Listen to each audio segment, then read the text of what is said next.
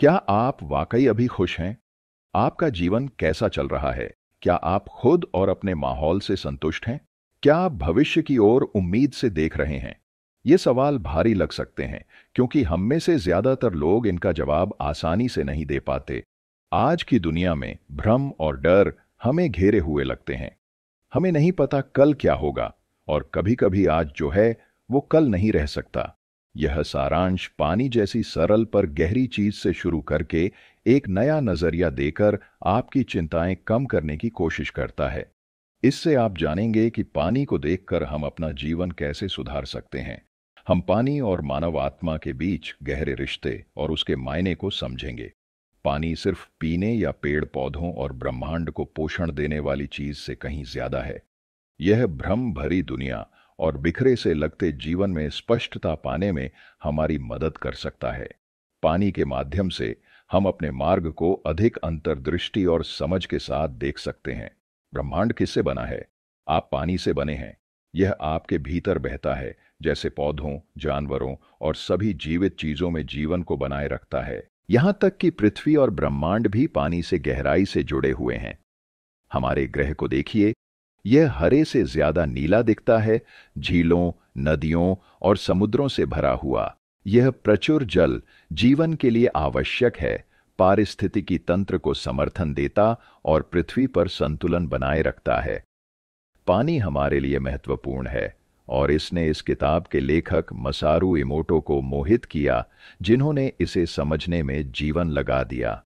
इमोटो को बर्फ के क्रिस्टल की उनकी अद्भुत तस्वीरों के लिए जाना जाता है।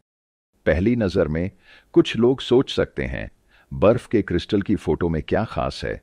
लेकिन उनके अध्ययन से कुछ अद्भुत बात सामने आई।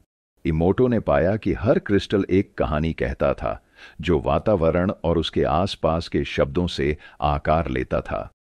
अपने एक प्रयोग में इमोटो ने कागज पर शब्द लिखकर उन्हें पानी की बोतलों से जोड़ा। कुछ शब्द सकारात्मक थे, जैसे प्यार, कृतज्ञता या विभिन्न भाषाओं में धन्यवाद। जमने पर इन बोतलों का पानी सुंदर, पूर्ण क्रिस्टल बनाता था। ज्ञान, चलो करें और माफ कीजिए जैसे शब्दों से भी सुंदर आकार बने। लेकिन मूर्ख या मैं तुम्हें मार दूंगा जैसे नकारात्मक वाक्यों से टूटे फूटे क्रिस्टल बने या बिल्कुल नहीं बने। यह प्रयोग एक जापानी स्कूल में भी किया गया, जहां बच्चों ने पानी की बोतलों को अच्छे बुरे शब्द कहे। तुम प्यारे हो जैसे अच्छे शब्दों से सुंदर क्रिस्टल बने, जबकि तुम बेवकूफ हो जैसे कठोर शब्दों से कोई सुंदर आकार नहीं बना। यही पैटर्न तब भी दिखा जब सकारात्मक वाक्यों को बार बार दोहराया गया।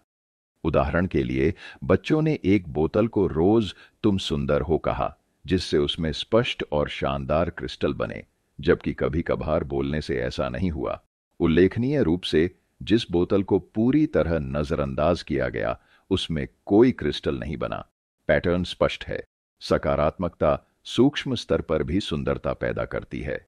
इमोटो ने एक झील से पानी लिया और एक बौद्ध पुजारी से उस पर प्रार्थना करवाई। प्रार्थना से पहले इस झील के पानी के बर्फ के क्रिस्टल अव्यवस्थित और बदशक्ल दिखे, लेकिन आशीर्वाद के बाद वे पूर्ण रूप से सममित और सुंदर आकृतियों में बदल गए। इसी तरह जापानी सूर्य देवी अमातेरासु के नाम वाले पानी ने लगभग स्वर्गीय दिखने वाले क्रिस्टल बनाए। ये क्रिस्टलीय पैटर्न सिर्फ देखने में सुंदर नहीं, बल्कि पानी की अंतर्निहित ऊर्जा को दर्शाते हैं।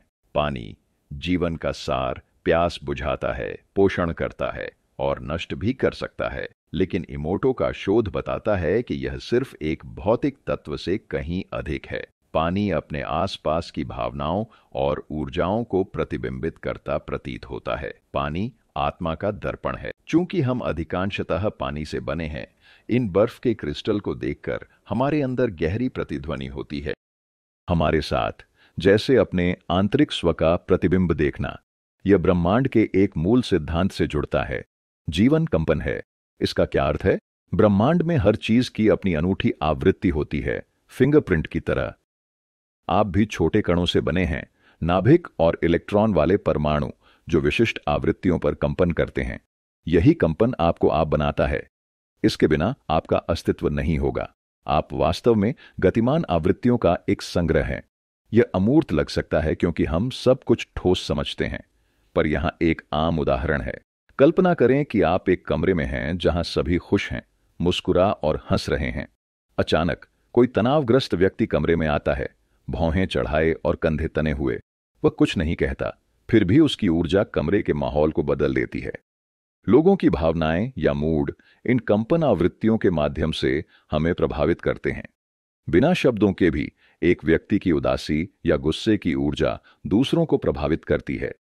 इसी तरह प्यार जैसी सकारात्मक भावनाएं एक आवृत्ति की तरह महसूस होती है। उन्हें समझने के लिए हमेशा "मैं तुमसे प्यार करता हूं" जैसे शब्दों की जरूरत नहीं होती। यह जुड़ाव सहज महसूस होता है, जो दिखाता है कि हमारी ऊर्जा इमोटो के प्रयोगों के क्रिस्टल की तरह प्रतिध्वनित और संवाद करती है।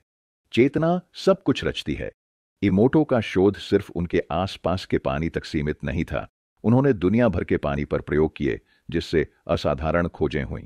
उनकी पहली खोजों में से एक यह थी कि अलग अलग जगहों का पानी अनोखे गुण दिखाता है, हर एक अलग क्रिस्टल पैटर्न बनाता है। पर इसका हमारे लिए क्या मतलब है?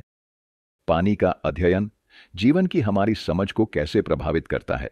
जैसा कि पहले कहा गया, आपका अधिकांश शरीर पानी है। समुद्र और झीलें जैसे विशाल जल निकाय दर्पण की तरह हमारे व्यक्तित्व के पहलुओं को प्रतिबिंबित कर सकते हैं। वैज्ञानिकों का कहना है कि हमारा शरीर ऑक्सीजन और हाइड्रोजन जैसे 108 तत्वों से बना है। दिलचस्प बात है, बौद्ध धर्म में कहा जाता है कि मनुष्य 108 सांसारिक इच्छाओं के साथ जन्म लेता है, जो लगाव और ईर्ष्या जैसे दर्द का कारण बन सकती हैं। इमोटो का मानना था कि हमारे शरीर में ये 108 तत्व इन्हीं इच्छाओं के प्रतिबिंब हैं। इस संबंध की खोज के लिए इमोटो ने मानवीय भावनाओं से कंपन पैटर्न पता करने का एक उपकरण बनाया। जब किसी ने नकारात्मक भावना महसूस की, तो इमोटो ने एक विशिष्ट कंपन पैटर्न देखा। इससे पता चला कि नकारात्मक भावनाएं ऐसे कंपन पैदा करती हैं जो कुछ तत्वों से मेल खाते हैं। उदाहरण के लिए, उन्होंने पाया कि चिड़चिड़ापन पारे जैसा कंपन पैटर्न पैदा करता है। क्रोध का पैटर्न शीशे से मिलता था, जबकि उदासी का एल्यूमिनियम से। इस सहसंबंध ने एक गहरी अंतर्दृष्टि दी। नकारात्मक भावनाएं सिर्फ भावनात्मक असर नहीं डालती, वे हमारे शरीर के तत्वों से भी जुड़ती हैं, जो शारीरिक नुकसान पहुंचा सकता है। यह एक महत्वपूर्ण सवाल उठाता है, हम इन नकारात्मक भावनाओं से कैसे निपट सकते हैं? नकारात्मक भावनाओं से पूरी मुक्ति असंभव है, उन्हें नजरअंदाज करना भी सही नहीं। सबसे अच्छा तरीका है उन्हें सकारात्मक भावनाओं से संतुलित करना। जीवन में हर चीज का एक विपरीत होता है। जहां नफरत है, वहां प्यार भी मौजूद है। जहां डर है, वहां साहस भी पाया जा सकता है। सकारात्मक सोच नकारात्मक विचारों का प्रभावी प्रतिकार है। पर सच्ची सकारात्मकता सिर्फ अच्छाई पर ध्यान देना नहीं है, यह वो खोजना है जो आपकी आत्मा को ऊर्जा देता है। ऐसा उद्देश्य खोजना है जो आपको जीने का कारण दे। सबसे बढ़कर सकारात्मक सोच उपचार के बारे में है। प्रेम सबसे उपचारक और शक्तिशाली भावना है।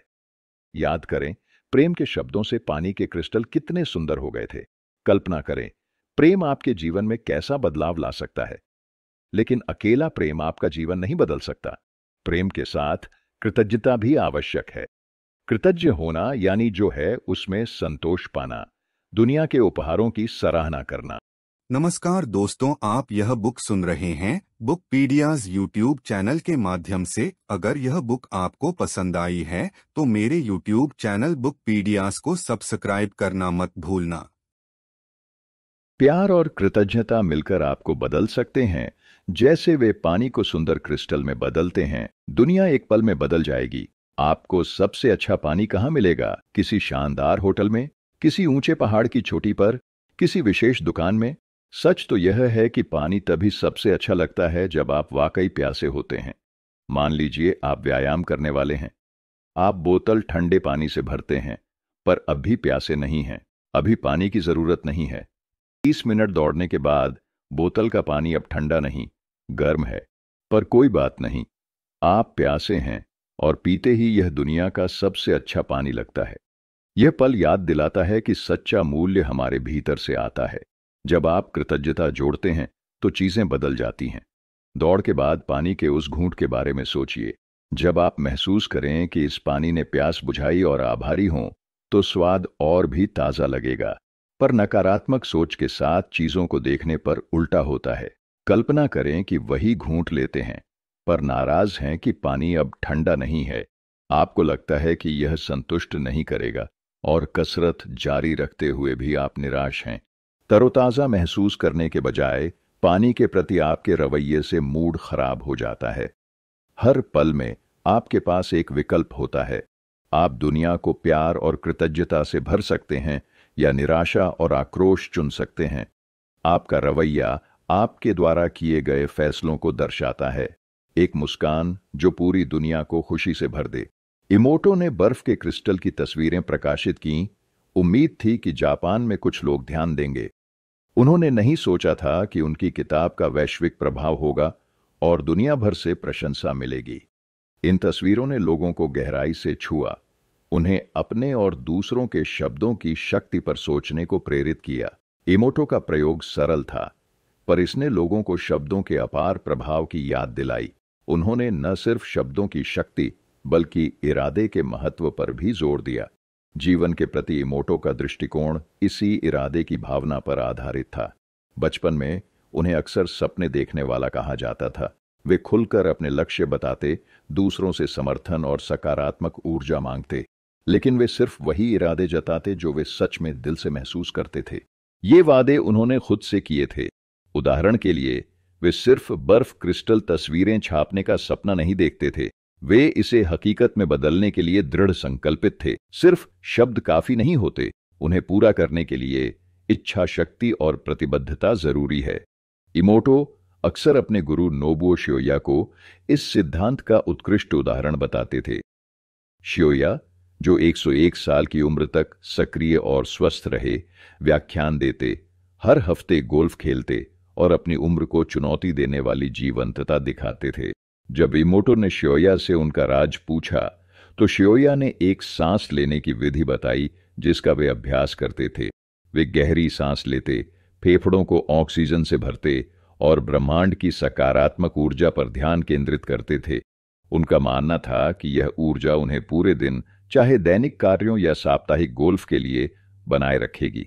सांस के व्यायाम के साथ शियोया रोज दृढ़ता से सकारात्मक विचार बोलते, न सिर्फ अपने लिए बल्कि दुनिया में शांति लाने के लिए भी। सितंबर 1999 में इमोटो, शियोया और अन्य लोग एक विशेष मिशन के साथ जापान की सबसे बड़ी झील बिवा झील पर एकत्र हुए। वे झील को औजारों या मशीनों से साफ करने नहीं आए थे, बल्कि उन्होंने शियोया की सकारात्मक विचार पद्धति से झील को शुद्ध करने का इरादा किया था। बाहरी लोगों को यह अजीब लग सकता था, फिर भी 350 लोग शब्दों की शक्ति में विश्वास करके इसे आजमाने आए। झील के किनारे खड़े होकर उन्होंने एक साथ एक बार एक ही सकारात्मक विचार दोहराया। 1 महीने बाद झील काफी साफ दिखाई दी। दुर्गंधयुक्त शैवाल गायब होने लगा था। इमोटो, शियोया और अन्य का मानना था कि उनके साझा इरादे की शक्ति ने झील को बदला था। उनका सामूहिक संकल्प इतना मजबूत था कि इसने पानी पर स्पष्ट प्रभाव डाला। यह अनुभव इमोटो की बर्फ क्रिस्टल तस्वीरों के संदेश को दर्शाता था। सकारात्मक विचार शुद्ध कर सकते हैं, जबकि नकारात्मक विचार हानिकारक हो सकते हैं। यह हम पर भी लागू होता है, क्योंकि हम अधिकांशतः पानी से बने हैं। सकारात्मक विचार हमें नवीनीकृत कर सकते हैं, जबकि नकारात्मक सोच हानि पहुंचा सकती है। बर्फ के क्रिस्टल पर इमोटो का अध्ययन एक और महत्वपूर्ण सबक देता है। प्रेम और कृतज्ञता जैसे शब्द सुंदर क्रिस्टल बनाते हैं, जैसे वे सुंदर जीवन बना सकते हैं। सोचिए, अगर आप हमेशा खुद की आलोचना करें कि आप कभी अच्छे, स्मार्ट या सफलता के लायक नहीं हैं, कल्पना करें ये विचार आपके अंदर कैसा बर्फ क्रिस्टल बनाएंगे, अंधेरा और टूटा हुआ। अच्छी खबर यह है कि आप इसे बदल सकते हैं। अपना नजरिया बदलें और अपने भीतर के पानी को शुद्ध और स्वस्थ रखना अपना लक्ष्य बनाएं, यानी अपने मन और शरीर को शांति और सकारात्मकता का केंद्र बनाएं। दूसरों के साथ साथ खुद पर भी दया दिखाएं। अगर नकारात्मक विचार आते हैं तो उन्हें कोमल पुष्टियों से बदलें। रोज आईने के सामने कहें, मैं सफलता के लायक हूं या मैं सुंदर और दयालु हूं। शुरू में अजीब लगेगा, पर विश्वास नहीं होगा, लेकिन समय के साथ होगा। धीरे धीरे आप देखेंगे कि आप पदोन्नति के लायक हैं मेहनती हैं और लोग आपकी खूबसूरती देखते हैं। पुष्टियां निरंतरता से काम करती हैं।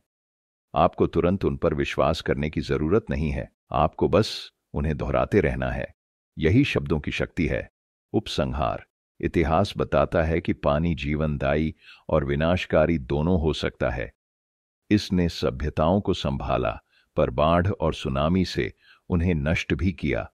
पानी की विनाशक शक्ति डरावनी है, तो आइए इसके सकारात्मक पहलुओं पर ध्यान दें। पहले हमने शरीर के पानी की तुलना ब्रह्मांड के पानी से की थी। जैसे पानी हमारे भीतर घूमता है, वैसे ही उसे ब्रह्मांड में भी बहना चाहिए। सोचिए, अगर पानी आपके शरीर में एक ही दिशा में बहे, जैसे पैरों में जमा हो, पैर सूज जाएंगे और बाकी शरीर पानी से वंचित रह जाएगा। यही बात पृथ्वी पर भी लागू होती है। अगर पानी एक जगह जमा हो, वो क्षेत्र पनपेगा, पर बाकी सूख जाएंगे। पानी का लगातार बहते रहना बहुत जरूरी है। यह अवधारणा जीवन पर भी लागू होती है। हम जीवन के एक पहलू पर ध्यान दें और बाकी को नजरअंदाज न करें। उदाहरण के लिए, कोई व्यक्ति जो सिर्फ नौकरी को प्राथमिकता देता है। कॉलेज के तुरंत बाद उन्होंने अपने करियर लक्ष्यों पर काम शुरू किया, हर प्रयास पेशेवर सफलता को समर्पित किया। अब 30 के अंत में वे अपनी कंपनी के शीर्ष पर हैं, सबसे ज्यादा वेतन कमा रहे हैं, पर उपलब्धियों के बावजूद वे खाली और दुखी हैं, क्योंकि पिछले दशक में उन्होंने परिवार या दोस्तों के लिए शायद ही कभी समय निकाला। एक समय उन्होंने सोचा कि रिश्ते समय की बर्बादी है। अब उनके पास कोई सामाजिक सहारा नहीं है। वे नहीं जानते कि काम के अलावा क्या करें। उनका कोई शौक या रुचि नहीं है। उनका पानी सिर्फ करियर की ओर बहता है। जीवन के अन्य पहलू, रिश्ते, मानसिक स्वास्थ्य और व्यक्तिगत रुचियां सूखी और उपेक्षित रह जाती हैं। हालांकि उनका करियर फला फूला, पर इसने सच्ची खुशी नहीं दी। सफलता की खोज में वे जीवन के अन्य पहलुओं को पोषित करना भूल गए। पर एक क्षेत्र पर अति ध्यान पौधे को अधिक पानी देने की तरह विकास के बजाय नुकसान पहुंचा सकता है। इसलिए संतुलन बहुत जरूरी है। आपके जीवन का हर हिस्सा महत्वपूर्ण है। आपकी नौकरी, परिवार, दोस्त, शौक, शारीरिक और मानसिक स्वास्थ्य। छोटे कदम उठाना ही कुंजी है। क्या आप कामचोर हैं, धीमा पड़ने की सोच रहे हैं? अपने शौक के लिए समय निकालकर शुरुआत करें। बदलाव असहज लग सकता है, खासकर अगर आप सख्त दिनचर्या के आदी हैं। पर महीने में एक बार शौक या हफ्ते में दोस्तों से मिलने की कोशिश करें। ये छोटे कदम मामूली लग सकते हैं, पर ये आपके जीवन के अन्य पहलुओं को संवारने में मदद करते हैं, जिससे हर हिस्सा विकसित और समृद्ध होता है। संतुलन अपनाने से आप सच्ची खुशी और संतुष्टि के करीब पहुंचेंगे। निष्कर्ष। पहले आपने पानी के महत्व के बारे में जाना। मसारू इमोटो ने बर्फ के क्रिस्टल का अध्ययन किया और पाया कि शब्द पानी को प्रभावित कर सकते हैं। बर्फ के क्रिस्टल में अलग अलग पैटर्न बना सकते हैं। सकारात्मक शब्द सुंदर, साफ क्रिस्टल बनाते हैं, जबकि नकारात्मक शब्द अव्यवस्थित, बदसूरत आकार बनाते हैं। ये खोज दर्शाती है कि शब्द हमारी भलाई और हमारी पहचान को कैसे प्रभावित कर सकते हैं। दूसरा, आपने देखा कि हर चीज का अपना कंपन होता है। एक इंसान के रूप में आप कंपन आवृत्तियां निकालते हैं जो आसपास के लोगों को प्रभावित कर सकती हैं। नकारात्मक ऊर्जा को संभालना सीखना जरूरी है, और इसका एक प्रभावी तरीका है सकारात्मक सोच। सकारात्मकता सिर्फ विचारों तक सीमित नहीं है। यह ऐसे लोगों, विचारों और गतिविधियों से घिरे रहने के बारे में है जो आपको पूर्ण जीवन जीने के लिए प्रेरित करें। तीसरा, आपने कृतज्ञता के महत्व को समझा है। आभारी होना सकारात्मक सोच का एक मूल हिस्सा है। यह आपका नजरिया बदलता है, जिससे आप जीवन की अच्छाइयों पर ध्यान दे सकें और अधिक खुश और संतुष्ट हों। चौथा, आपने जाना कि संकल्प एक शक्तिशाली साधन है। संकल्प कुछ हासिल करने की प्रेरणा है, और शब्दों में व्यक्त होने पर यह दृढ़ संकल्प बन जाता है। नियमित रूप से दृढ़ संकल्प का अभ्यास आपके सपनों को साकार करने में मदद करता है, पर निरंतरता जरूरी है। पांचवां, आपने देखा है कि जीवन के हर पहलू में संतुलन बनाना कितना महत्वपूर्ण है। अपनी सारी ऊर्जा सिर्फ एक क्षेत्र पर न लगाएं, बल्कि जीवन के सभी पहलुओं पर ध्यान दें। अपने रिश्तों, करियर, स्वास्थ्य और व्यक्तिगत रुचियों का ख्याल रखें। ये सभी आपके ध्यान के हकदार हैं। जीवन कभी कभी थकाऊ लग सकता है, सफलता दूर और खुशी क्षणिक लग सकती है, पर इस सारांश में आपने बेहतर जीवन के लिए छोटे पर प्रभावी टिप्स पाए हैं। याद रखें, रोज की छोटी चीजें ही जीवन को खास बनाती हैं। मसारू इमोटो की वाटर में छिपे संदेशों की यात्रा के लिए धन्यवाद। यह किताब बताती है कि हमारे विचार और इरादे खुद और दुनिया पर कैसा असर डालते हैं। अगर ये विचार आपको छूते हैं तो रोजमर्रा में थोड़ी सकारात्मकता और कृतज्ञता लाएं। छोटे बदलाव बड़े परिवर्तन ला सकते हैं। और जीवन बदलने वाले विचारों के लिए हमारे चैनल को सब्सक्राइब करें। आइए साथ में खोजते रहें। सुनने के लिए शुक्रिया। अगली बार तक आपके विचार हर दिन को उज्जवल बनाएं। नमस्कार दोस्तों, आप यह बुक सुन रहे हैं बुकपीडियाज यूट्यूब चैनल के माध्यम से। अगर यह बुक आपको पसंद आई है तो मेरे यूट्यूब चैनल बुकपीडियाज को सब्सक्राइब करना मत भूलना।